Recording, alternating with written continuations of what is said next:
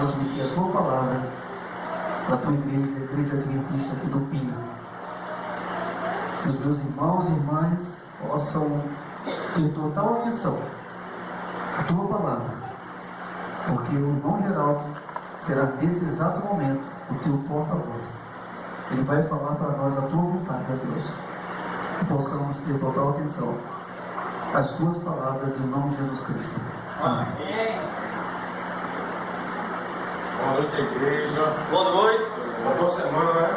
Boa semana. Boa semana a todos, irmãos. Nós vamos compartilhar um pouco daquilo que a gente tem estudado e daquilo que a gente tem buscado para se preparar para a obra do Senhor, não é? Na medida que a gente for garimpando a palavra de Deus, os irmãos se corando, para que o Espírito Santo de Deus semeie em nossa mente e em nosso coração uma boa semente. Amém. Irmãos, nos últimos dias nossos, nós temos presenciado nas redes sociais alguns eventos que têm chamado a atenção da comunidade adventista. A principal dela é o evento do falecimento do Papa Francisco, e que tem feito com que as pessoas nas redes sociais, segundo as várias crenças, acreditem que após ele viria o oitavo rei. Outro evento que aconteceu é a escolha do Papa americano. Isso faz com que a igreja adventista comece a imaginar que, a partir daí, surge a profecia da besta que emerge do mar, unindo-se à besta que emerge da terra. Quando você estuda a política, eventos econômicos, quando você estuda a história da igreja, dos eventos mundiais, desde que há mundo, quando você estuda os governos, quando você estuda o movimento da igreja sobre determinado assunto, você percebe que há uma escolha proposital de cada Papa para o cumprimento daquilo que eles planejam que aconteça. E não foi diferente agora também. Porém, não é motivo para a igreja ficar alarmada com esses eventos. Pelo contrário, é motivo para que a igreja se alegre, porque são eventos que a gente precisa ficar apercebidos. Na verdade, a gente não tem que se incomodar com isso, ficar perturbado a ponto de cometer algum ato que comprometa a nossa integridade. O inimigo de Deus, ele tem preparado, desde que há mundo, crenças que têm feito com que o ser humano desacredite de Deus, ou que desvija da palavra profética, da palavra inspirada. Seus enganos têm crescido, Têm crescido e sido uma ferramenta na mão dos seus mensageiros. No livro de Gênesis, capítulo 3, Gênesis 3, versículo 4, é apresentado aqui o primeiro engano do inimigo de Deus.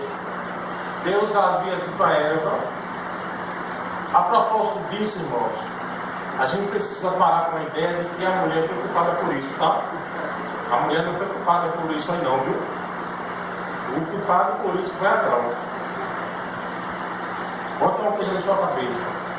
Na cultura hebraica, o filho mais velho, ele é responsável pela manutenção, subsistência, pela segurança e integridade física da família. Quando o filho pródigo saiu de casa, a responsabilidade de ir buscar o filho era do irmão. Quando José recebe, outro detalhe, irmãos, O filho pródigo, o filho primogênito não é o primeiro filho. Segundo a cultura hebraica, judaica, o filho primogênito não diz respeito ao filho mais velho, viu? Primogênito é aquele que sobre ele cai a responsabilidade de manter a integridade física, financeira e espiritual da família. Quando o pai falece, sobre um determinado filho, há essa responsabilidade segundo a cultura hebraica. Quem que escolhe esse pai? Quem é que escolhe esse filho? É o próprio pai.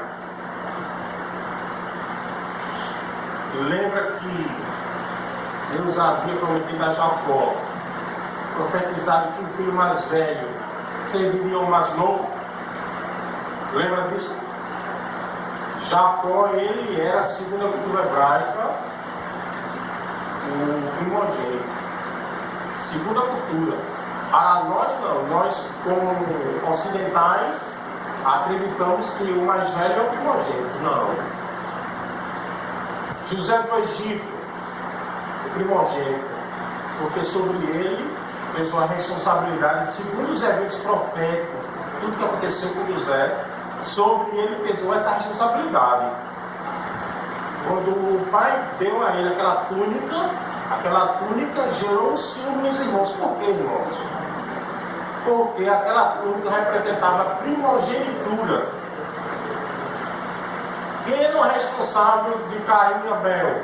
Quando Deus perguntou, onde está teu irmão? Ele disse, sou eu por acaso tutor do irmão? Ele era assim. José era o responsável pela nação judaica. Mas segundo eles achavam que era o mais velho. Quem foi o escolhido para ser rei de Israel, do povo judeu?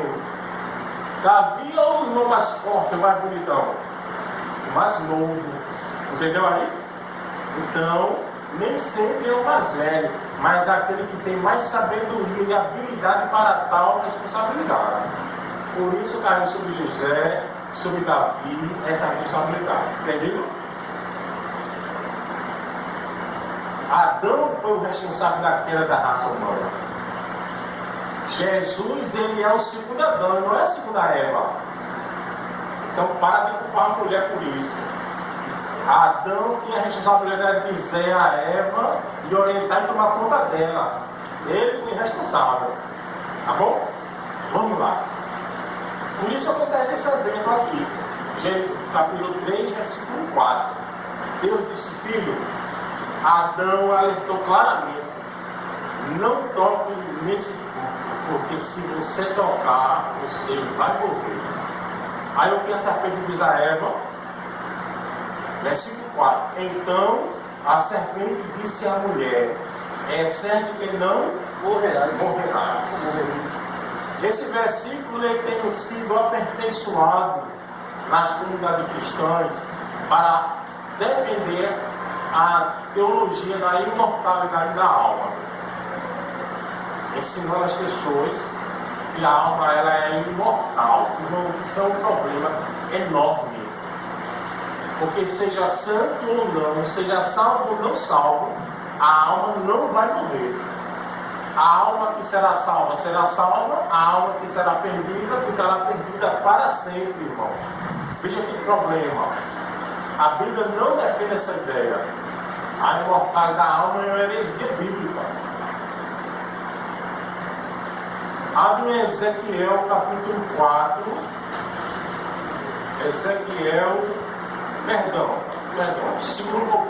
Segura um pouquinho no capítulo 3 ainda. Olha, se a imortalidade da alma era um evento, era um fato, fosse um fato, não aconteceria em Gênesis 3, 22 até o versículo 23. Diz assim, ó. Gênesis 3, 22 e 23. Então disse quem? Senhor Deus. Eis que o homem se tornou como um de nós, conhecedor do bem e do mal. Assim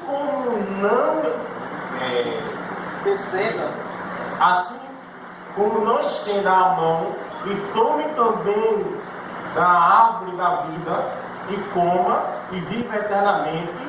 O Senhor Deus, por isso, o lançou fora do jardim do Éden. Olha, por que Deus tirou o homem de dentro do jardim do Éden? Para não viver eternamente. Mas o inimigo semeou que o homem é imortal. Deus disse que não é imortal. Para que ele não seja imortal, vamos tirá-lo daqui, entendeu? Irmãos, a heresia da imortalidade da alma, ela é um problema e nós, como admitíveis do século dia, somos reparadores de brecha. E nós precisamos corrigir isso na roda de conversa, quando alguém tocar no assunto, ou você tiver a oportunidade para tocar nesse assunto. As pessoas não podem ter dúvidas que quando Jesus vir na nuvem do céu buscar o seu povo, ele vem buscar a mim e a você da forma material. Amém. Ele vai. Você crê nisso, igreja? Amém. Você crê que eu e você vamos para a mansão celestial assim? Em carne, irmão, vamos em carne. Porém transformados. Amém. Amém? Esquece aquela ideia de corpo glorioso. Não. Glorificado não. Glorificado porque foi removido de mim e de você a natureza pecaminosa. O que é mortal, né, assim que diz 1 Coríntios 15, 51, se revestirá da imortalidade. E o que é corrupto se revestirá da incorruptibilidade. Isso vai ser removido de nós, porém nós subiremos como estão. O plano de Deus é restaurar o seu projeto original do Éden. Se Adão e Eva não houvessem pecado, quem seria Adão e Eva hoje? Espírito ou matéria? Matéria. Esse é o projeto de Deus, nos levar de volta ao Éden. Amém? Amém. Restaurar o seu plano original. Vamos passar 1000 anos no céu, julgando os porquês da nossa existência, da vida humana. Todos os questionamentos serão tirados ali. E depois retornaremos ao planeta, que será restaurado, e nós viveremos nesse planeta Terra pela eternidade. Amém? Amém. Por isso o homem foi tirado do jardim, para que ele não fosse imortal. A propósito disso, o livro de Hebreus diz que só Deus é imortal, irmãos. Nós nunca seremos imortais. Nós teremos a ausência de morte. A nossa vida eterna, a nossa vida longa, será condicionada ao consumo da árvore da vida. Apocalipse diz que a folha da árvore servirá para a cura dos povos. E prometeu que aquele que for firme até a morte, fiel, dar-se-lhe-á o direito de comer do fruto da árvore da vida que está no rio que sai do trono de Deus. Para que saia o fruto da árvore da vida, irmãos? Para que o homem viva eternamente. Não para que o homem seja imortal, mas para que ele tenha vida eterna. Por isso Adão foi removido lá do Éden, entendeu? Nós não seremos imortais. Nós teremos vida eterna. Cabelo branco, ruga, seja qual for a mazela causada pelo pecado na minha natureza humana, isso será removido de nós e nós nunca mais choraremos por saudade, não haverá pranto, nem dor, nem morte, porque tudo isso passou. Essa é a promessa. Você crê nisso? Amém. Amém. Precisa crer nisso, irmãos. E precisa ensinar isso às pessoas. Amém? Agora nós vamos em Ezequiel. Em Ezequiel 18, versículo 4, Deus faz aí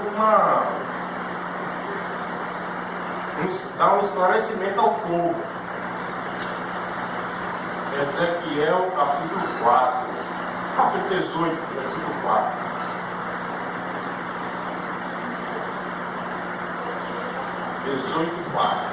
O que diz aí o versículo? Eis que toda alma são minhas, como a alma do Pai, também a alma do Filho é minha. A alma que pecar, essa morrerá. Aqui Deus está deixando claro para o povo de Israel. Eles tinham um provérbio que dizia assim, está no versículo anterior, aí você vê depois. Vou só contar aqui. Os pais comem uvas verdes e são os dentes dos filhos que ficam sensíveis. Eles estavam dizendo que o pecado que eles cometiam era consequência ou culpa do erro que os pais cometeram. Eles usavam esse provérbio para justificar seus erros. Aí Deus repreende eles e nunca mais digam tal provérbio. Aí eles citam, tanto a alma do filho como do pai é minha, mas aquela que pecar vai morrer. Então o pecado, ele é consequência, a morte é consequência do pecado, a morte é consequência da desobediência. O inimigo ensina que o homem não vai morrer. Olha, irmãos, isso é tão perigoso e a gente tem presenciado isso no nosso meio. Você sabe disso. Em que as pessoas têm ensinado que Deus é tão bom, que nenhum se perderá. Você tem ouvido falar sobre isso? Deus é muito bom. Aí tem alguns problemas. E o inimigo tira vantagem disso. A primeira é que a bondade de Deus não tem limite e ele jamais permitirá que o povo se perca. Todos serão salvos, independente de serem justos ou injustos. Outra vantagem que o inimigo tira desse ensinamento é que a Bíblia não é uma palavra, uma pena inspirada, não. Ela não é inspirada por Deus. Deus é um tirano, porque se o homem ele é imortal, aquele que pecar, quando Jesus voltar, queimará eternamente no fogo do inferno. Eternamente. Você tem ouvido falar isso aí? Tem ou não tem ouvido falar disso? Isso é verdade? Não. De forma nenhuma, irmão. De forma nenhuma. A gente precisa dar com esse embasamento bíblico para repreender esse ensinamento. O inimigo tem tirado vantagem disso e tem mensageiros por aí ensinando sobre isso. Com essa ideia faz com que outro público veja Deus como um tirano, que Deus não é justo, que Deus não é tão bom assim. Isso tem causado uma separação, um problema tremendo para a aceitação do Evangelho. Tem colocado Cristo na berlinda, as pessoas não creem em Cristo. Cristo é o personagem bíblico, ou o ser humano na face da terra mais odiado que já existe sobre a face da terra. Tem pessoas que creem em Deus, mas odeiam o Filho de Deus. E nós cremos nele. Nós cremos em quem algumas pessoas odeiam, rejeitam, negam a sua existência e a sua divindade. O diabo tem criado essa confusão na mente da comunidade cristã, separando o povo. E o nosso dever é ter embasamento bíblico para esclarecer para as pessoas que isso é um equívoco. O homem não é imortal. O homem não é imortal. O homem que se perderá não passará a eternidade perdido. Se o propósito de Deus é acabar com o pecado, como ele permitirá que o homem passe a eternidade perdido? Passe a eternidade pecando, sofrendo. Deus quer acabar com isso. O amor de Deus é tão grande, que vai fazer com que as pessoas que praticaram o mal e não aceitaram Jesus como seu substituto na morte, que essas pessoas deixem de existir. E aqueles que estiverem prontos para esse evento viverão eternamente. Amém. Amém. Irmãos, a salvação ele é algo que a gente deveria tratar com muito cuidado. Tratar com muita cautela. A gente cuida muito bem de bens que nós temos. Sonhamos com muitas coisas. Mas com a salvação, com a vida eterna, nós não somos assim. Nós negligenciamos a vida eterna, viu? A gente precisa levar mais a sério. Salomão disse, olha, depois que eu vivi tudo que eu vivi, depois que eu tive todas as mulheres da vida que eu tive, depois que eu tive toda a riqueza que poderia me dar, depois que eu tive todo esse patrimônio, a única coisa que eu entendi, que eu cheguei à conclusão, que tudo isso era em vão. Salomão disse isso? Salomão disse que tudo é vão. E nós, nos últimos dias da existência da história da humanidade, nós somos um bando de tolo correndo atrás de riqueza, de realizações e sonhos seculares, do qual nós não levaremos nada para a eternidade. A gente precisa nos preocupar com a nossa salvação, a salvação da nossa família, dos nossos filhos, esposas e esposos, a salvação de pessoas que estão em nossa volta, principalmente da sua família, irmãos. Salve a sua família em nome de Jesus. Se preocupe com ela, se preocupe com você. Não permita que nenhum evento nos últimos dias perturbe você.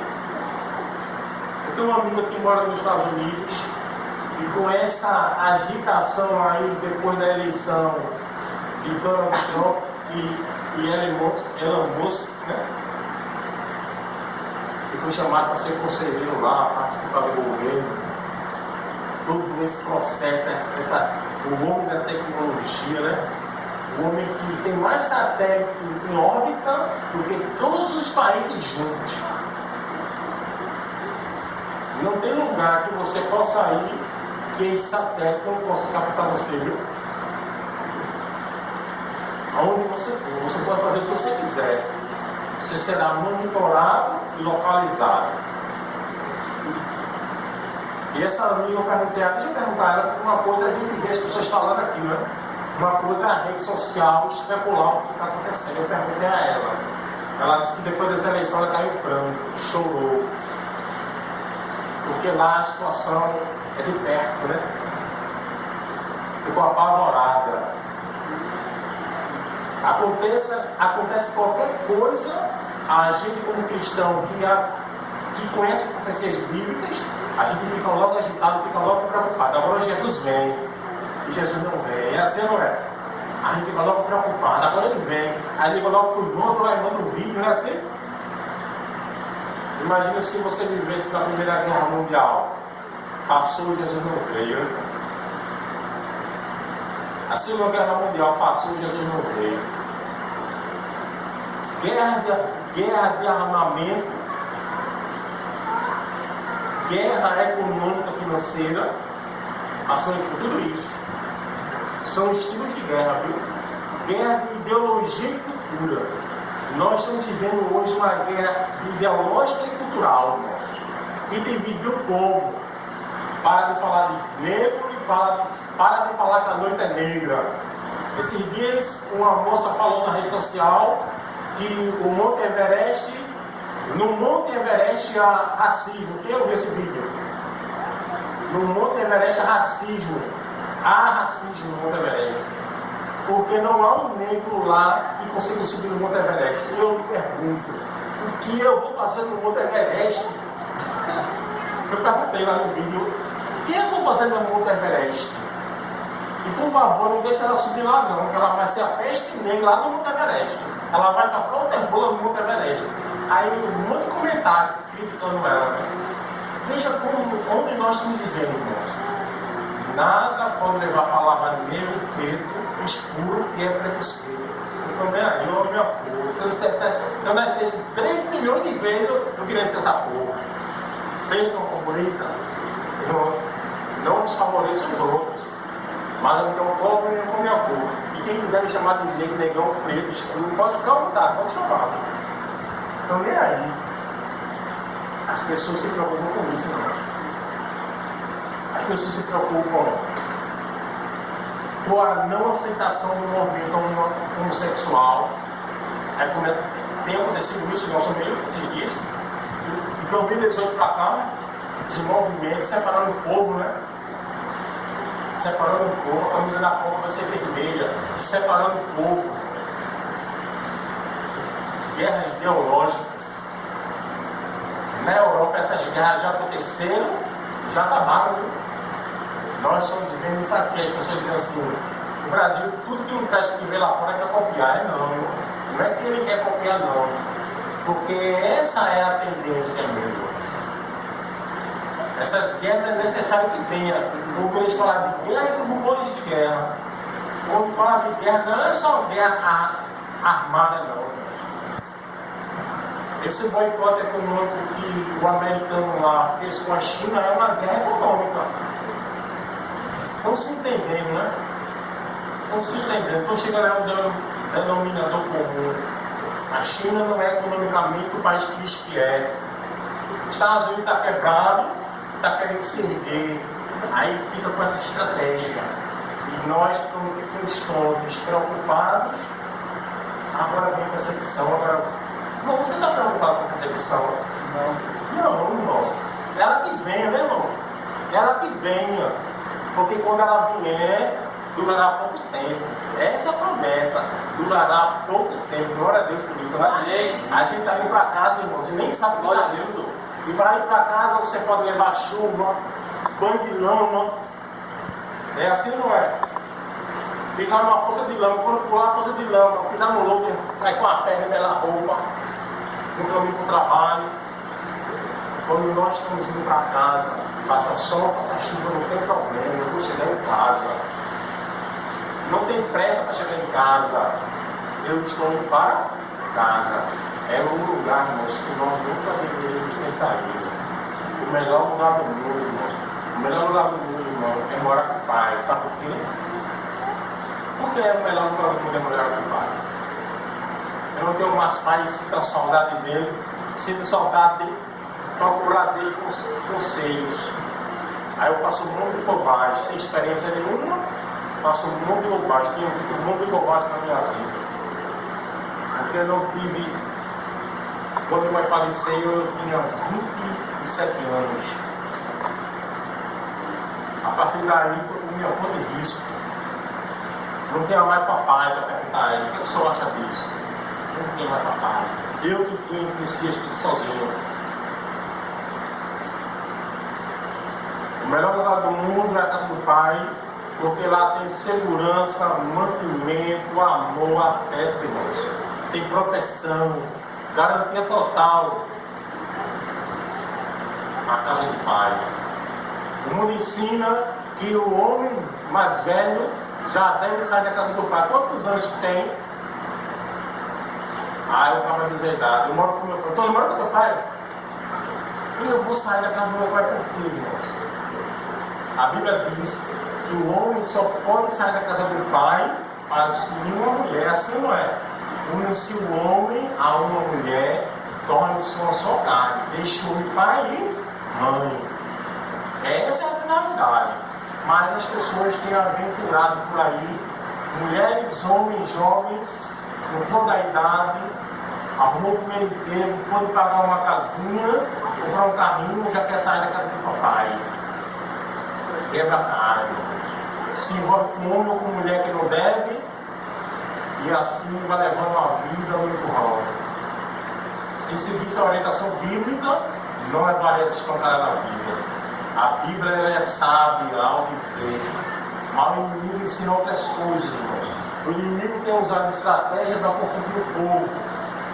É a nossa responsabilidade corrigir tudo isso. Amém. Irmãos, nós temos ouvido também Mateus 24, de 4 a 6, uma advertência conhecida por nós, bem dada por Cristo. Mateus 24, de 4 a 6. Quando perguntou perguntaram sobre o evento da volta de Cristo, ele começou a dizer várias coisas e entre elas ele disse assim, Mateus 24, versículo 4 ao versículo 6. Ele vos respondeu, vede que ninguém vos engane, porque virão muitos em meu nome dizendo, eu sou Cristo, e enganarão a muitos. E certamente ouvireis falar de guerra e rumores de guerra. Vede, não vos assusteis, porque é necessário assim acontecer, mas ainda não é possível. Tem surgido falsos cristos? Sim. Muitos.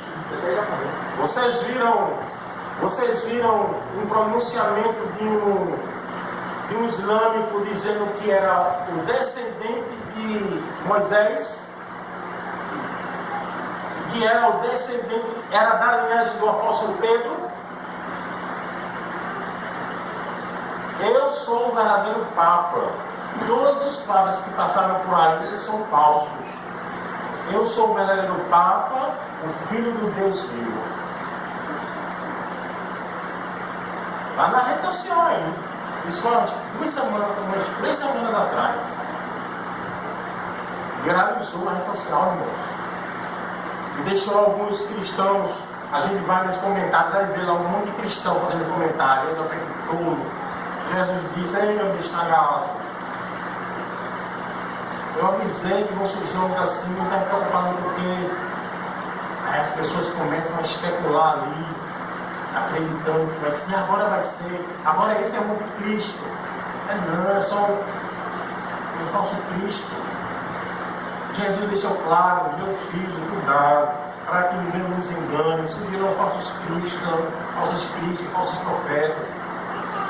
Quando essas coisas acontecerem, não se assustem. A igreja se comove, fica assustada, irmãos. Cada comentário é aterrador. E o povo preocupado. Que venha mais cristos e que venha mais falsos profetas. E que venha mais guerra do gênero que for, irmãos.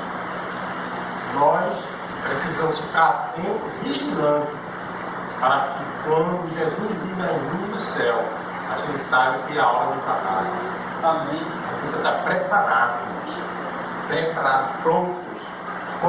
Quando Deus resolveu tirar o povo do cativeiro egípcio, Deus orientou ao povo que ungisse o umbral da porta com o sangue do cordeiro.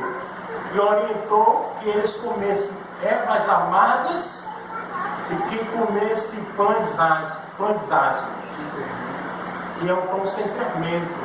E as ervas amargas representavam o período difícil que passaram no Egito.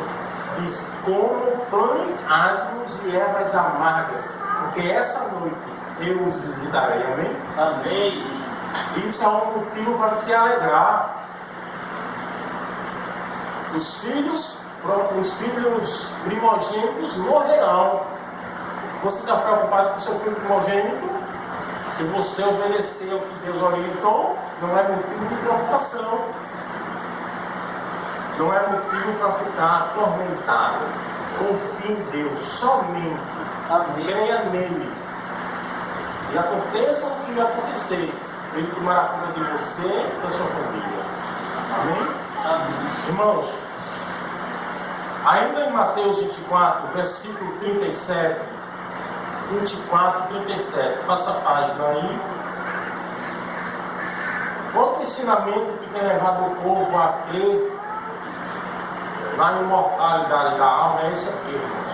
O arrebatamento secreto. Tem ensinado isso por aí? Você já ouviu falar sobre o arrebatamento secreto? É daqui que eles têm o arrebatamento secreto, viu? Os pentecostais pregam muito isso. Isso. Olha, Mateus 24, versículo 32. Perdão, versículo 37. Depois ele vai para o 40 e 42. Versículo 37 do capítulo 24. Pois assim como foi no dia de Noé, também será quando? a vida do filho do homem. Como aconteceu no dia de Noé, vai acontecer do mesmo jeitinho quando Jesus voltar. Tem alguma dúvida sobre o que o texto está falando? Não. Versículo 40. Então, 2 estarão no campo, um será tomado e deixado o outro. 2 estarão trabalhando no moinho, uma será tomada e deixada a outra. Ó, tanto vigiai, porque não sabeis em que dia vem o vosso Senhor. Amém? Amém. Quando é que vai acontecer o arrebatamento? Quando? Na volta de Jesus, igreja. O arrebatamento acontece na volta de Jesus. Um ficará. Quem não vai ficar? O que não aceitou Jesus. Que o outro será tomado. Quem será tomado? Quem aceitou Jesus. Mas é um problema de entender isso. Quando que acontecerá isso? No dia da vinda do Filho do Homem. Aí eles usam ensinando que haverá um arrebatamento secreto, usando apenas o capítulo 4, versículo 40. Mas não leu o versículo 37. O texto está falando com respeito à vinda de Jesus. Amém? Amém. Não existe. Eles ensinam que quando Jesus voltar, um povo vai e ficará outro povo aqui na terra, passando um tempo de angústia, irmãos. E conversando sobre esse assunto com alguns que creem nisso, eu perguntei, bonitão, tu és melhor do que Jeremias, que foi cerrado ao meio vivo? Tu és melhor do que Daniel, do que o apóstolo Paulo? O apóstolo Paulo disse que vocês dizem que passam por perseguição. Eu muito mais. E Paulo pergunta, quem de vós já levou a soltada 36 açoites? Um açoite significa 36 chicotadas, irmãos. 39 chicotadas. 13 no ombro direito, 13 no ombro esquerdo e 13 no peito. Quem de vocês passou nudez, vergonha, fome, naufrágio, passou frio e fome? E todos ficaram calados. As pessoas costumam dizer, irmãos, ora comigo, eu estou passando por uma prova. Olha, irmão, qual é o problema? O som do meu vizinho passa a noite ligado. Isso é prova, irmão. Ah, irmão, ora comigo, porque o meu professor não está deixando me liberando no sábado. Isso é prova.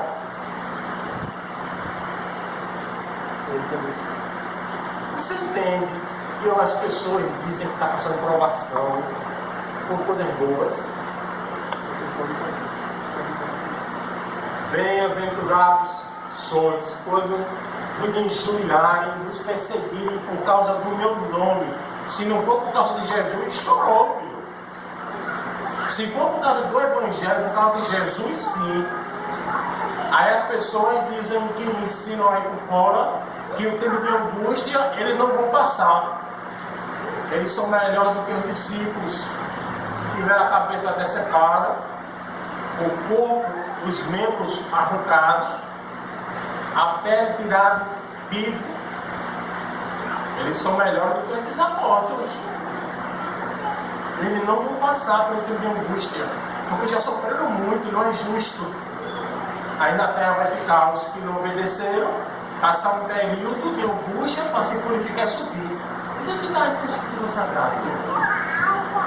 Abre a tua Bíblia no livro de Ezequiel. Aí você vai ter que abrir mais legenda, tá? Ezequiel, perdão, Jeremias. Jeremias capítulo 4. Jeremias 4. Aí vai ler 2 textos aqui e encerra. Jeremias 4.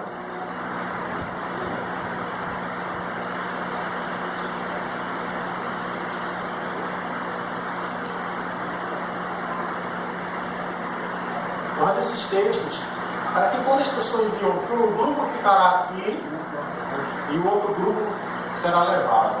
O que será levado não passará por tempo de angústia, e os que ficarem passarão pelo tempo de angústia para serem aprovados. O tempo de angústia ele vai servir para separar o joio do trigo, irmãos. A gente tem que se preparar para isso. O tempo de angústia é o momento que a igreja vai ficar em dúvida se está salvo ou não está salvo. Vai haver uma sacudidura. Isso vai deixar a igreja duvidando se já está salvo. E vai separar aqueles que... O que o inimigo vai fazer para separar o joio do trigo, o bode da ovelha? Vamos presta atenção. 1 João 9 diz: aquele que confessar os seus pecados, ele é fiel e justo para os perdoar e os purificar em toda justiça. É assim que diz 1 João 9.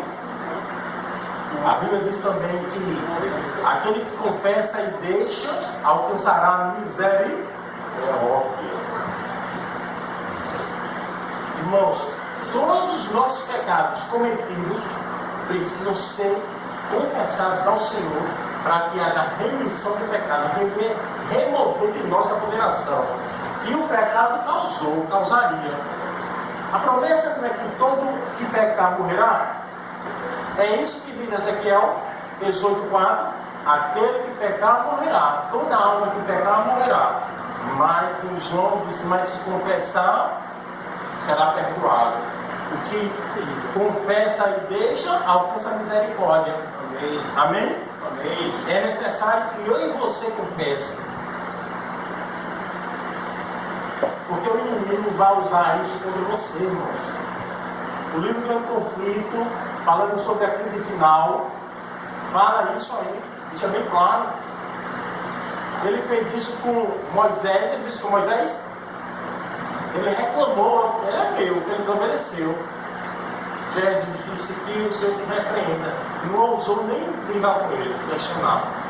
Ele fez isso com Pedro.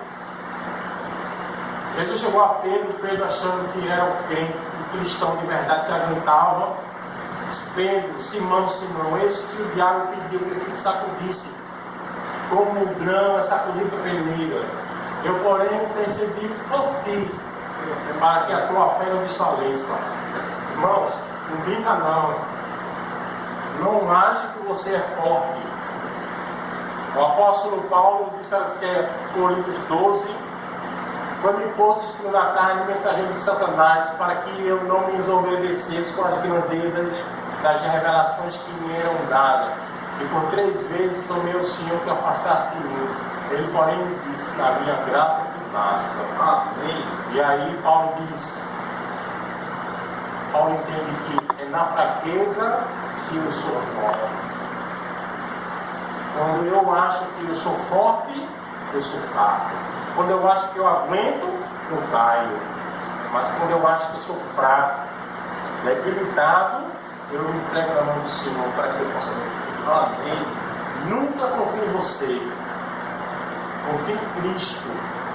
Ele é o seu Redentor, o seu mediador, e aquele que vai dar a mim e a você as condições para perder esse pecado.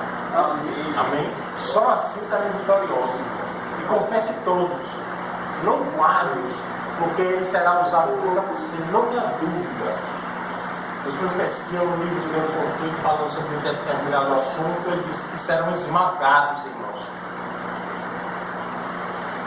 E desistirão na fileira. Está indo para casa e vai voltar.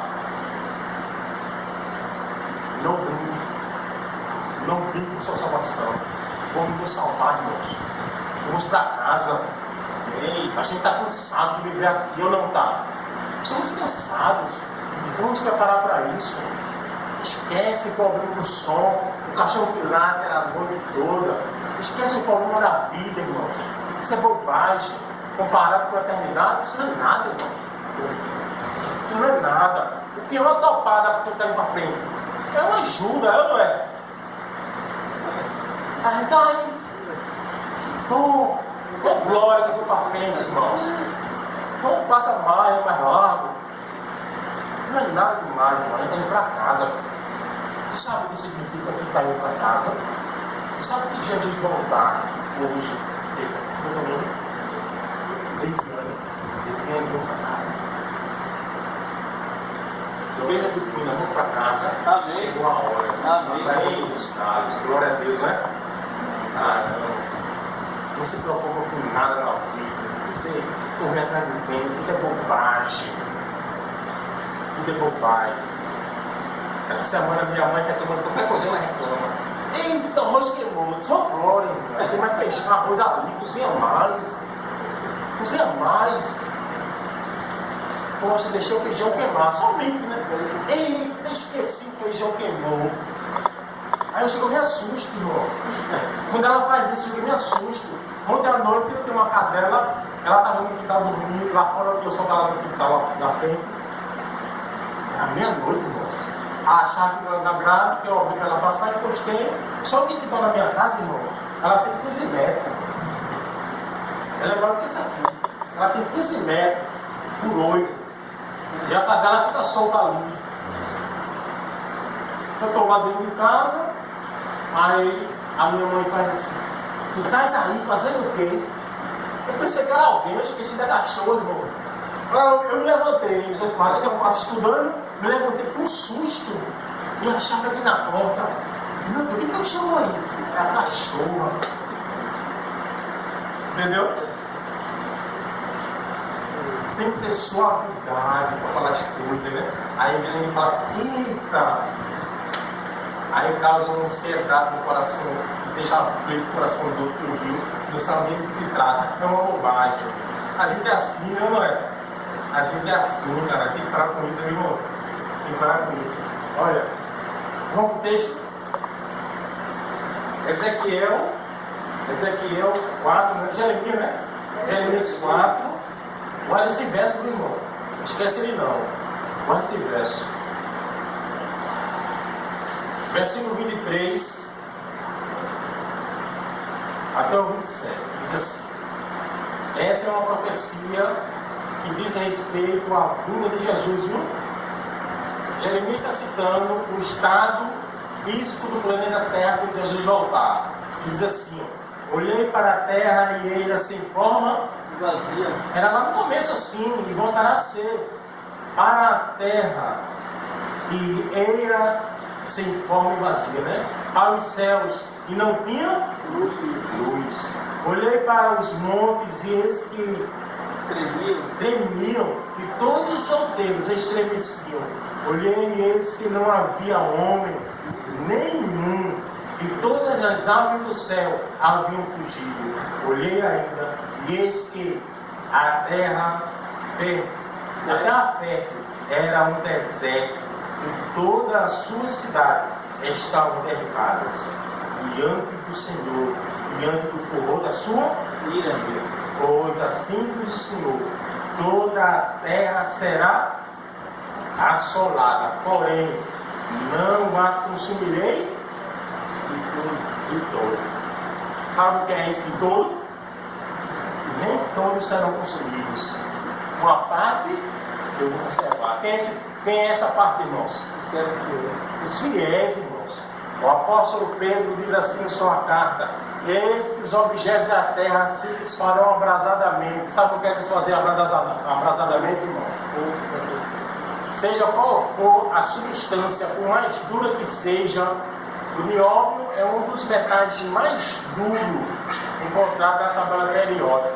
Existem outros, agora eu não lembro, não conheço nada da tabela periódica, né? Até o nióbio, seja qual for o mais duro metal, ele vai se derreter abrasadamente. Derreter abrasadamente, irmãos. Essa igreja aqui, ó, esse tijolo, aquele tijolo de cimento ali, ó, vai dissolver por causa da radiação da glória de Deus. Por isso será necessário que o que é corrupto se revista da incorruptibilidade, e o que é mortal se revista da imortalidade. Porque só essa condição, só por esse motivo, nos dará a condição de suportar a radiação da glória de Deus, no Deus Filho, Jesus Cristo. Caso contrário, não subsistirão, se derreterão. Jeremias disse que olhei era tudo vazio, não tem um homem sequer. Por que não tem um homem sequer? Correram foi? Não, ele disse que não viu ninguém. Tudo desfez abrasadamente, dissolvendo, irmão. Como uma barra de sabão, uma panela que estava fervendo. Como um sabão na mão da lavadeira, que derreteu, acabou, deixou de existir. Depois de 1000 anos, convém que o restante dos mortos, diz Apocalipse 21, revivam. Convém que eles revivam. O último versículo, para a gente ir para casa. 2 Tessalonicenses, capítulo 2, versículo de 1 a 6.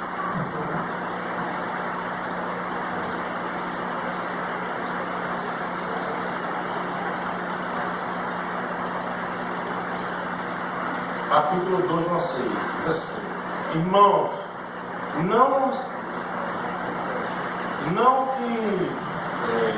nunca diz respeito à vinda do nosso Senhor Jesus Cristo. Nunca diz respeito a quem, irmãos? A volta de Jesus. E a nossa reunião com Ele, nosso encontro com Ele. Nós vos exortamos a que não vos removais, o que, irmãos? Removais da vossa mente, irmãos. Não deixe de memorizar, não deixe de esperançar a volta de Jesus. Não remova da sua mente a volta de Jesus. No que diz respeito à volta do Senhor, não remova de vossa mente essa fé. Entendeu? Outra coisa da vossa mente. E com facilidade, nem vos perturbeis, porque não vos perturbeis, quer que por espírito, quer por palavra, quer por epístola, como se pudesse de nós suportar, supondo tenha chegado o dia do Senhor. Ó, irmãos, não se preocupe, Jesus agora vem. Não, ele disse, não se preocupe com isso. Continue crendo e esperando, mas nos eventos aí, não fique preocupado com os eventos. Fique atento. Não marque dia, não marque hora. Mas daqui até 2035, 2025, 2030 ele vem. Os eventos estão muito rápido, ele vai chegar. Não. Viva a sua vida, irmãos. Amém. Firme na fé. E faz assim, irmãos. Ninguém de nenhum modo vos engane, porque isso não acontecerá sem que primeiro venha a apostasia e seja revelado o homem da iniquidade, o filho da perdição. Esse foi o inteiro. Entendeu, irmãos? Acontecer a guerra, o que for acontecer, seja qual for o governo que venha, que saia, seja qual for o papa que morre, que venha outro, aconteça o que acontecer, se esses eventos nos conduzirem a cumprimento de profecia, amém. Surgimento de falsos cristos, seja o que tiver a acontecer, não vos assusteis com isso, não vos preocupeis, porque é necessário que assim aconteça, diz a palavra. Não permita que ninguém engane você. Ele falou isso. Se você ler o texto, o resto do texto, ele vai repetir. Lembra que quando eu estava com vós, eu alertei vocês sobre isso? Referência a Mateus 24. Quando eu estive com vós, eu os alertei. Não se atemorize, não se preocupe. Saiba em quem você crê. Somente. Somente. Eu vou levar para casa um exercício. Jeremias capítulo 4. Jeremias 4. Marca aí. Vai ler Jeremias 4. Lá tem esse texto. Ele é terrível, irmão. Para quem tem filho, é terrível. Eu não lembro o versículo agora, mas lá de Jeremias 4 que tu vai achar. Desses 3 homens, se eu soltar a besta, a fome, aconteça o que aconteceu na terra, diz que esses 3 homens, profetas, não salvariam nem seus próprios filhos, salvariam a si próprios. É porque eles amam a si próprio? Não, porque eles confiam no Senhor. Diz que esses homens confiavam tanto em Deus, que não voltarão para casa depois de seus filhos. Porque confiam em Deus, confia em Deus, irmãos. Deus prometeu que vai reunir você, sua esposa e seus filhos, amém? Amém. É promessa, irmãos.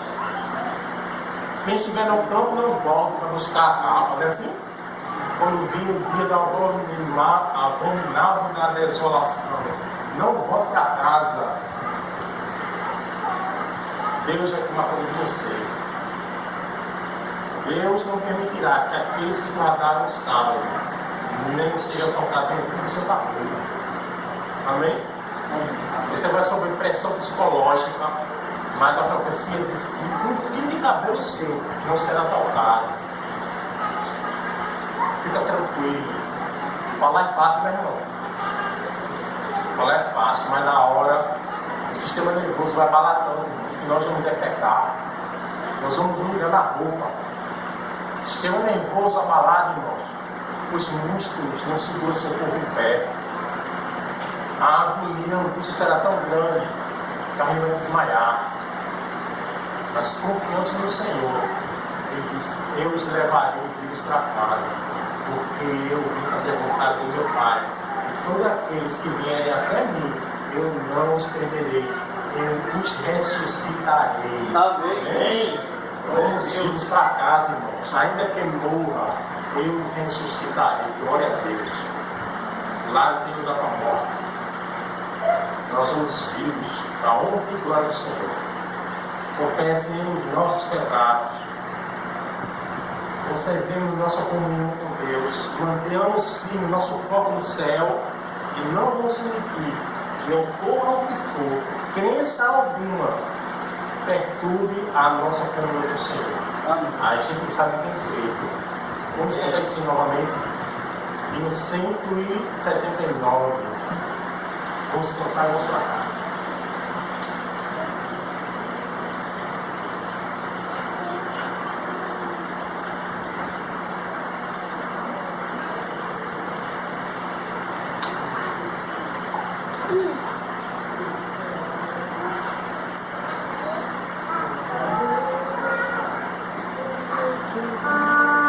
Vamos colocar de pé?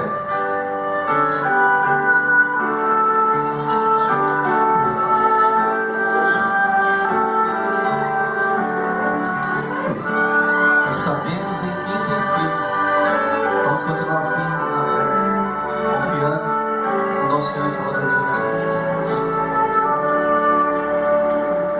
Não sei que Deus o amor a mim se revelou. Por qual razão o Salvador nasceu e resgatou. Mas eu sei que tenho crido, estou bem certo que é poderoso para guardar o meu tesouro até o fim chegar. Não sei o que de mal ou bem aí enfrentarei.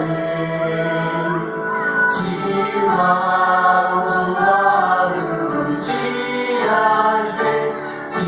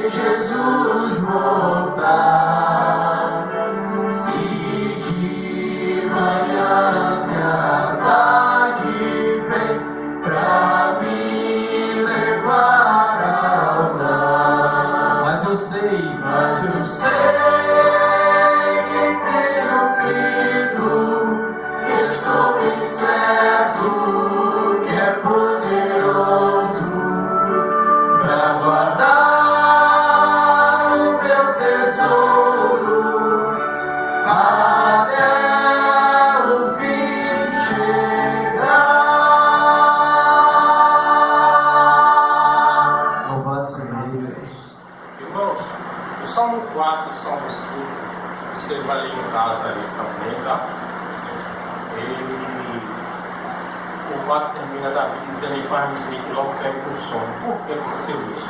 Lê no Salmo 4. E no Salmo 5, ele está falando dele, tá? Davi, naquela noite, Deus disse: em teu travesseiro consultar o vosso coração, ficar quieto, saber que eu sou o Senhor. E oferecer sacrifício de justiça, que é sacrifício de animais, que é representado por Jesus. Leu o Salmo 4, o Salmo 5. Por que eu estou falando isso? Naquela noite Davi ficou quem ele era. Quando eu e você confessamos pecados, não é para pegar a Deus, Senhor, perdoa os meus pecados. Eu e você precisamos ser bem claros com Deus. Senhor, perdoa porque eu fiz isso bem específico. Não guarde. Não cubra seu pecado com peneira. Não mascare ele. Não camufle. Disfarça dele. Mostre ao Senhor o Senhor. Bote aos pés de Jesus e repreenda ele. Amém? Seja um maldizer com alguém, seja simples, uma mentira, o mais grave, seja qual for o pecado, pequeno ou grande, pecado. Confesse ao Senhor.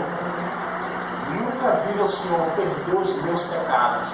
A gente diz aqui, porque os pecados dele não é verdade? E nem eu vou dizer que você não é pecado para tudo. Tu é doido? Não é verdade? Eu já tenho meus pecados para carregar. Vou carregar o teu, para que eu quero saber quais são os teus pecados? Não, irmãos. Aqui na igreja católica não. O padre que se vire carregando o pecado dos outros. O meu pecado que já caiu sobre Cristo. E a ele que eu tenho que confessar meus pecados. Amém. Ser claro. Por isso aqui que eu fiz. Estou com nojo e vergonha de mim. Posso contar uma história bem rápida? Oi. Irmãos, rapidinho. Um dia eu estava na praça, já cristão. Aí tinha um amigo nosso que a gente conversava na praça há muitos anos, há mais de 20 anos isso. Aí chega a Mara é um rapaz baixinho que tem uma deficiência, que a gente chama de corcunda, né? Uma deficiência na vértebra, coluna. E ele era baixinho por causa disso. Aí a gente, aquela brincadeira, brincar de infância de mau gosto. Aí eu disse para um colega assim: ó, azar do. De quem? Azar de quem, tu sabe? Azar de uma régua. Era assim ou não era? Azar de uma régua. Nossa, Amaro vinha até daquele tijolo ali, longe. Amaro ouviu falando isso, me repreendeu, eu cristão. Amaro me repreendeu. Eu fiquei com tanta vergonha, irmãos. Eu passei mais de 30 dias com isso me incomodando. Eu disse: Senhor, eu errei e eu queria que o Senhor marcasse um encontro meu de Amaro. Eu quero pedir perdão a Amaro, a pessoa. Quando foi um dia eu passando uma comunidade lá chamada Vila Trindade, quando eu entrei na esquina, como se fosse daqui na ponta esquina, só que reto. Quando eu dobrei a esquina, eu cheguei no meio da pista, quem dobrou na outra esquina? Amaro, irmãos. Não procurando um buraco, uma rua para me esconder, para desviar, mas não podia mais, porque eu já estava no meio da rua e Amaro já me viu. Eu disse: meu Deus, que vergonha. Aí eu vi a ver assim, ó. É a sua vez. Oh, glória a Deus, irmãos. Eu não sabe isso não. Eu disse: Amaro, assim mesmo eu vou dizer, me perdoe pela brincadeira de mau gosto de você. Em geral, segue a vida. Fica tranquilo. Irmão, sabe aquele banho que você toma depois daquele dia de trabalho suado? E a única coisa que você fazer não é que você quer fazer não é comer, é tomar um banho. Eu senti aquele negócio assim, aquele alívio, irmãos. Ali eu entendi o que é perdoar pecado. Por isso Deus diz: perdoar os pecados dos outros. Perdoar os pecados. Porque se não perdoar, o nosso Pai Celestial não perdoará. Irmãos, não sabe o que é isso não. Que experiência gloriosa, gostosa. Gloriosa não, gostosa. Gloriosa é como os imortais, né? Glória. Vamos orar? Senhor, aqui estamos nós. Um pequeno rebanho das tuas ovelhas que o Senhor estabeleceu nessa comunidade do Pina para levar o teu evangelho aqui nessa comunidade. Nós ainda temos a natureza pecaminosa e nós ainda somos seres mortais. Mas haverá um dia que tudo isso será passado. Glória a Deus. Mas Amém. enquanto isso não vem, Senhor, nós queremos que o Senhor sonde nossa mente e nosso coração e remova de nós Amém, Senhor. tudo que rouba a nossa relação com o Senhor e com o nosso semelhante. Em nome de Nós queremos ser usados pelo Senhor completamente. Na fila de um banco, numa casa lotérica, enquanto dirigimos, enquanto trabalhamos, enquanto estudamos, com o vizinho, queremos ser instrumento de honra e glória do Senhor. Amém. Queremos falar do Senhor de verdade, sem vergonha e sem medo. Sabemos quem somos e entregamos a nossa natureza em tuas mãos, para que, como galhos livres na videira, possamos produzir bons frutos para a eternidade. Glória a Fica Deus. conosco, Amém. nos leva para a nossa residência, até o dia que o Senhor vir nas nuvens do céu dizer: filhos, vamos para casa. Chegou a hora. Glória a Deus, vamos sim, Senhor. E Amém. nunca mais sairemos dali. É o que nós lhe pedimos e aguardamos em nome do Senhor Jesus. Amém. Deus te abençoe.